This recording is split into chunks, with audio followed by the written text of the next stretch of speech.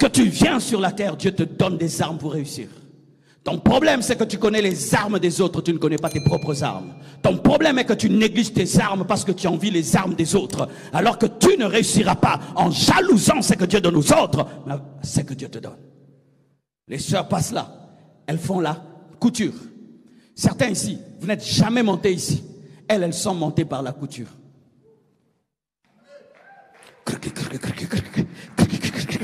Elle vient de parler ici, sur une chaîne d'1 million de personnes. Elle a fait quoi? Elle a joué au football.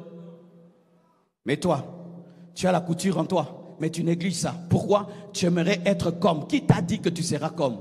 Car l'investissement de Dieu dans ta vie révèle ton futur. J'ai été nourri par une couturière. Lorsque mon père a perdu le travail, c'est ma mère qui était couturière, qui nous a nourris, qui a payé mes études. En attendant que je devienne grand, c'est une couturière qui a pris soin de moi. Mon corbeau, c'était la couture. Qu'est-ce que Dieu t'a donné? Qu'est-ce que Dieu a mis en toi? Qu'est-ce que tu fais sans réfléchir? Qu'est-ce que tu fais sans forcer? Qu'est-ce que tu fais comme un poisson dans l'eau? Est-ce que tu sais ça? Est-ce que tu sais ça? Beaucoup ne savent pas. C'est pourquoi vous essayez des choses, mais ce n'est pas votre domaine. On sent que tu forces parce que ce n'est pas ton domaine. Connais-tu ton domaine? Connais-tu ton point fort? Connais-tu? Ce n'est pas tout le monde qui est appelé à parler. Ce n'est pas tout le monde qui est appelé à se battre. Il y a certains, vous avez d'autres dons que tu dois découvrir. Le problème dans l'église, c'est qu'on parle que des dons spirituels, prophétie, parler en langue. Ce n'est pas seulement ça que Dieu donne. Dieu donne aussi le don de bien préparer la nourriture. McDo, c'est la nourriture des milliardaires. Nourriture. Toi, tu prépares bien et tu trouves que tu n'as rien parce que tu ne prophétises pas. C'est ça le déséquilibre des églises. Moi, je n'ai rien, mais toi, tu sais bien me préparer. Non, Dieu m'a rien donné. Ah bon? Les présidents mangent, les ministres mangent, les milliardaires mangent. Imagine le cuisinier d'un milliardaire. Il est qui? Oh, moi, je sais seulement conduire. Le chauffeur du président, il est qui? Moi, je sais seulement conduire. Il y a des gens qui sont champions du monde en Formule 1, des millionnaires. Ils savent seulement conduire une voiture. Mais toi, tant que tu ne donnes pas des paroles de connaissance, tu trouves que tu n'as rien. C'est ça le déséquilibre des églises. Certains prophétiseront, d'autres conduiront des voitures. Certains donneront des visions, d'autres savent préparer. Parce que le prophète, après qu'il ait prophétisé, il doit manger. Pour que le prophète prophétise, il doit porter des vêtements. Qui va l'habiller? C'est pourquoi lorsque vous voyez l'organisation d'Israël, il y avait des dimensions de chaque tribu. La tribu de la guerre, la tribu de l'intelligence, la tribu des sacrificateurs, la tribu des rois. Pourquoi? Parce qu'il faut tout pour faire un monde. Nous, on veut que tout le monde soit lévite. Tout le monde n'est pas lévite. Tout le monde n'est pas lévite. Quand je finis de prêcher, je ne veux pas conduire. J'ai un chauffeur. Sans lui, je vais me fatiguer pour demain.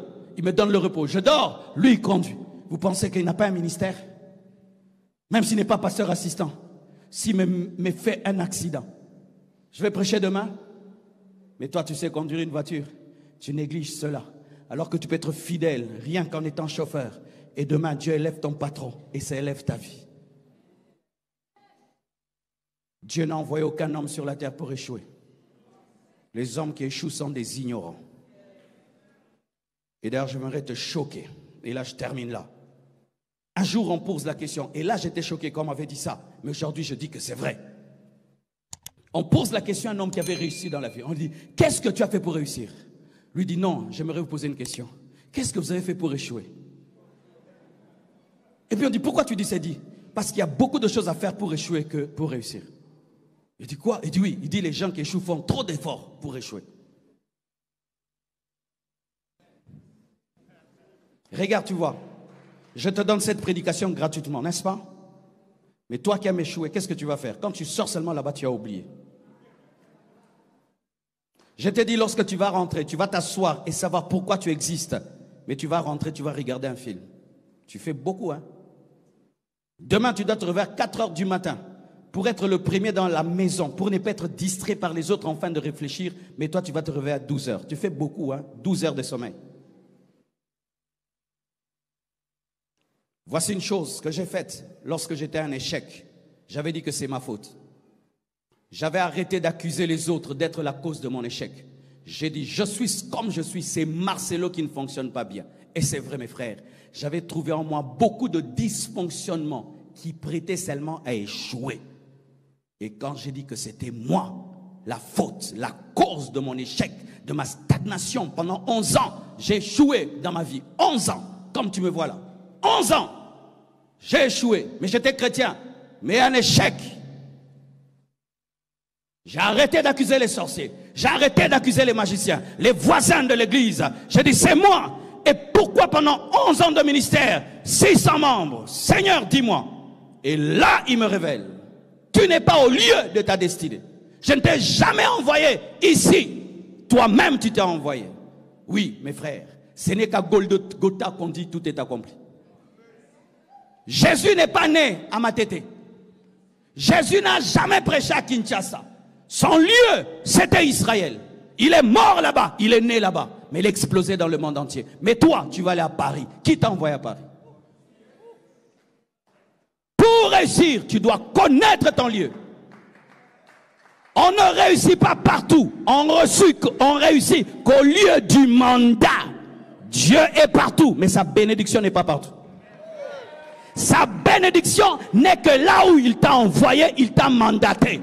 Et quand il m'a dit, va alimenter, j'obéis. L'église a explosé. Ce n'est pas que je suis devenu un autre, que Dieu a changé, mais j'avais obéi. Vous voulez aller en Europe? Qui vous envoie en Europe? Vous voulez fuir la pauvreté au Congo? Allez en Europe. Qui vous dit qu'il n'y a pas de pauvres? Le mot pauvre est en français, parce qu'il y a des pauvres français. Le mot pauvre est en français, parce qu'il y a des pauvres français. Lorsque je suis allé en Europe pour la première fois, j'étais estomaqué de voir un Chegue Mundele, un Français dormant par terre en France, et voir beaucoup de nos frères congolais en Europe. Il ne peut même pas t'inviter chez lui. Frère, tu vas aller là où tu veux aller. Dieu t'a envoyé là-bas. Tu vas échouer là-bas et tu auras honte de revenir au Congo. Tu vas commencer à prendre des photos et nous envoyer. Alors que là-bas, il y a même des habits à $10. H&M. Tu connais H&M? Bilamba moins cher à Poto. Mais s'il porte ça, tu ne sauras pas hein, que rien n'arrête de te faire miroiter, de voyager. Ne voyagez que si Dieu vous a envoyé. Beaucoup qui ont voyagé sans la volonté de Dieu sont des échecs en Europe. Aux États-Unis, j'ai trouvé des Congolais qui ont échoué aux États-Unis. Et toi, tu viens du Congo, tu es meilleur qu'eux. Prends ton projet voyage, jette-le. Si ce n'est pas le plan de Dieu, jetez ça. Si Dieu t'appelle à réussir au Congo et tu vas en Europe, tu échoueras. Car quand tu montes dans l'avion, tes anges ne sont pas montés, ils sont restés. Car les anges ne te protègent que là où Dieu t'a envoyé. Que Dieu vous bénisse abondamment. Levez les mains. Que Dieu bénisse tes entreprises. Que Dieu bénisse ton travail. Que Dieu t'aide à le connaître. À connaître ta destinée. À connaître ton potentiel.